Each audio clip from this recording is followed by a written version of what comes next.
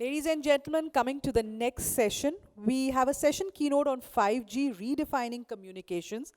But for this session, we have a video message from Shyam Prabhakar Mardikar, President Group CTO Mobility Reliance Jio. Due to unavoidable reasons, he could not be here, but he has given a message for this August audience here. Can we play the video, please? Good morning, everyone. And as usual, it's a pleasure and privilege to be a part of this event. Pradeep does make sure that the quality of content and discussions are incredibly high, and we all, as the industry group, actually benefit from us. What I want to do today is just recalibrate the industry expectations on 5G. There have been lots of buzzwords, lots of discussions around how 5G is going to change. And I do believe that there needs to be a good debate and discussion, because I think this is our big chance to catapult India into industry leadership, global industry leadership position as far as the end-to-end digital economy is concerned. And in that context, I just want to highlight about 5G as the vehicle of redefining communication, not only from a spectrum perspective. Spectrum is just one add-on on the overall 5G ecosystem, and to relate spectrum and new spectrum and added spectrum as part of 5G would be doing injustice to the overall way 5G is going to change the way we actually interact, live, do almost everything, and this is going to change in the coming decade big time. I want to start with the demand side, and how is the demand side story changing? If you look at smartphones now, and I think for more than a decade, they're now becoming a very integral part of human anatomy. You just can't leave your smartphone, and this is only going to grow your dependency on smartphone. Not only from a communication perspective, almost all aspects of our waking hours, be it entertainment, be it commerce, be it banking, be it security, being it safety, whatever it is. And hence I think that needs to be taken care of.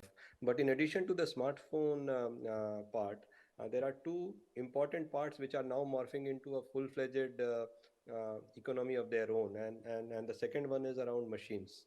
I think massive connectivity and compute is going to be given to the machines in the coming decade, and this is going to cut across almost everything that has electronics or connectivity or sensor in it. We are talking about fleet tracking, we are talking about sensors in meters, we are talking about measurements, we are talking about manufacturing, we are talking about security of people, security of places, security of premises, and all of that. And then last, and I think the single most important change where 5G is going to drive is around industry verticals. Industry 4.0 has been again a big buzzword, and I think it is now coming of age wherein now clear use cases, very well defined use cases, converting the whole digital story for an enterprise. It is about digital workflow, it is about robotics, it is about automated control system, driving productivity and efficiency. And if you look at all of these, it is very clear that only adding more spectrum, as in earlier generations, is not going to help. It is much more beyond adding spectrum.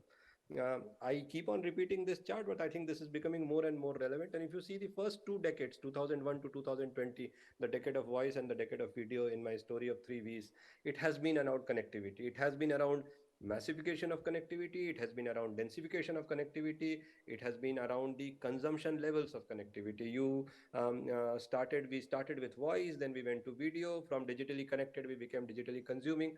But when you go to the virtuality, where the digital world actually embraces the physical world, starting with digital twin and then actually executing that digital twin on the ground, we are not only talking about connected people, we are talking about connected devices, connected machines, connected industries, and this will make the life digital. And again, it is very obvious here, and this theme will keep on repeating for next 4 5 minutes, is spectrum is not the only recipe which is going to make this happen. Spectrum is going to add to the size. Spectrum is going to add to the scale of it. And if you look at two fundamental paradigms which are going to change, which are going to shift, first is very clearly it is not more of the same.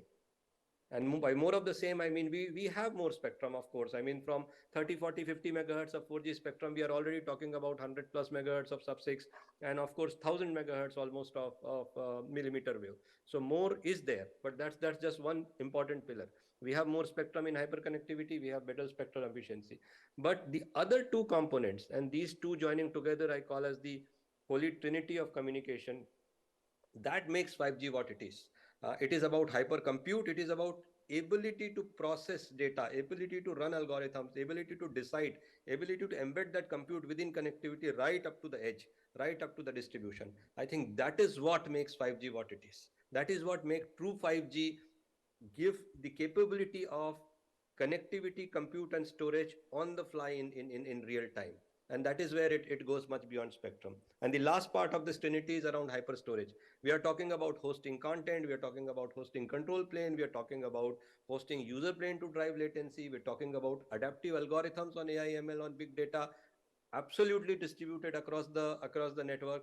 And adding these three together, now if you look the combined vehicle which 5G is promising to be, on a hyper connectivity model, if you embed hyper compute and if you create a distributed storage, you are actually creating multiple independent exclusive network for multiple use cases, for multiple industries, for multiple type of consumptions. It is not one size fits all. And for different size, for a bespoke solution, we need to have a very clear distinction, and that has to again go much beyond spectrum. The second shift is around programmability. Again, I think one fundamental difference between 4G and below versus 5G and above is the ability of making programmability native to 5G. It is about automation, it's about an intelligent 5G core. We've been talking about network slicing. What is network slicing? Is not about giving a dedicated pipe. I mean, there's been misconceptions about claims of network slicing in 4G, claims of network slicing in 4G plus NSA kind of structure. But it is very clear what is a slice of a network from a 3GPP perspective, or from a customer or consumer perspective, more importantly, because it has impact on security, it has impact on privacy of data, it has impact on quality of service.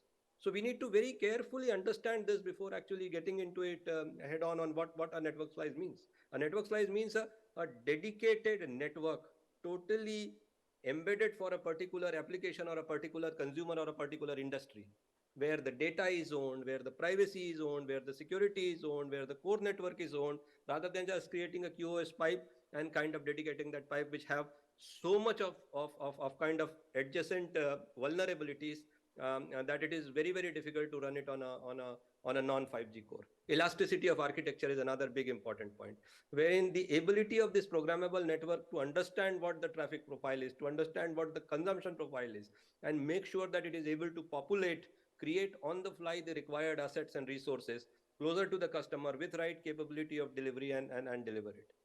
Second point is around the native security. And again, 5G has security inbuilt at all the three levels.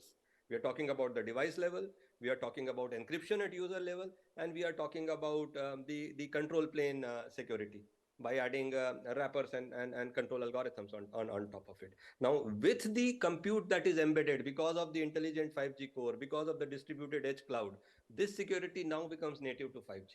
And these changes are these they may sound technical, they may sound a bit kind of peripheral, but if you actually look at this in a detailed, careful manner, one realizes that this is where the 5G will unleash its big power. Because the scale at which it is going to happen all the way, we are talking about data from vertical industries, we are talking about data from applications, we are talking about customer data itself. How does 5G make sure that it is not compromised? How does 5G make sure that the transactions are not compromised? They are encrypted end to end. And this is where this native security adds on. And third, and again, one of the most important things is the evolving intelligence part of it. Now, the moment you make a network or a function programmable, you also give it the ability to learn by itself. There are data events, there are telemetry events, there are management events, and if you add all of them, and if you create very, very sharp algorithms and very, very sharp AI ML feeds to process those data, the network itself will now start adapting to the traffic, adapting to the customer, adapting to the delivery, adapting to the use case. And that will continuously go up. And again, all of this is possible when you look at 5G as an end-to-end delivery. not as just adding one set of spectrum on a tower and assuming that the 5G goes live. This will also lead to hyper performance, something which India needs today, because the amount of people per square meter, the amount of devices per square meter, the amount of requirement on the enterprises to go digital is very very big. And to attain it, to reach to that aspiration, we need to create our capability to understand the use case, to make sure that the use case is continuously worked upon. So these two fundamental paradigms are going to drive.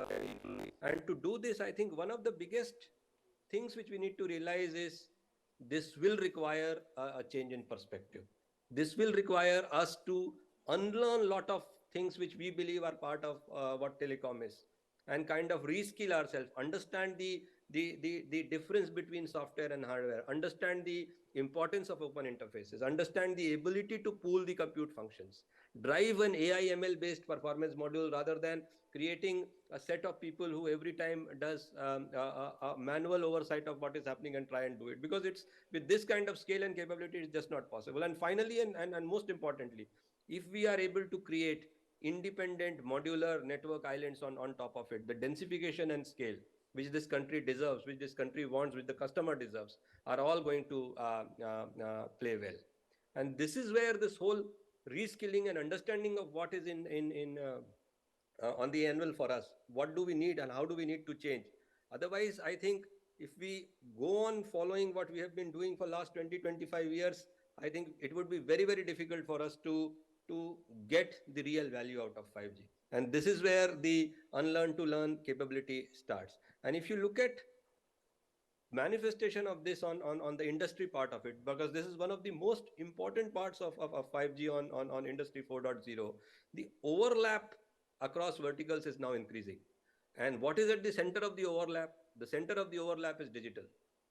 Every company, every industry, every vertical, be it manufacturing, and these are just examples. I mean, you can put education here, you can put agriculture here.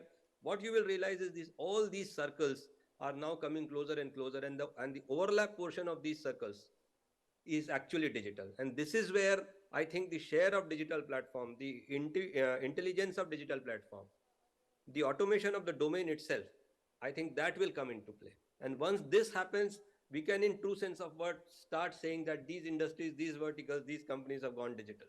And this needs a big, big domain understanding into this.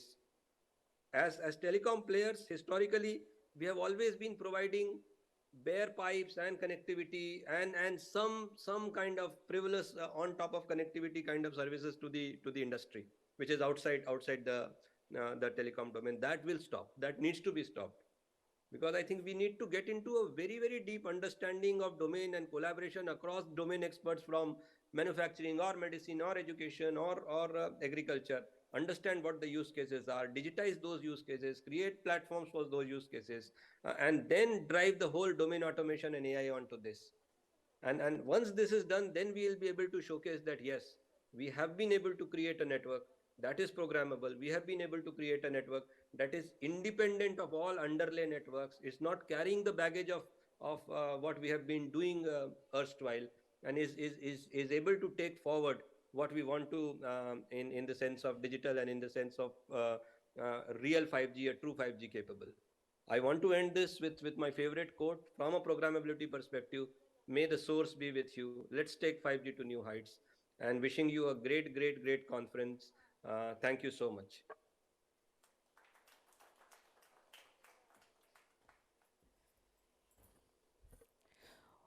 Well, I would like to really thank Shyam for sending that message to us.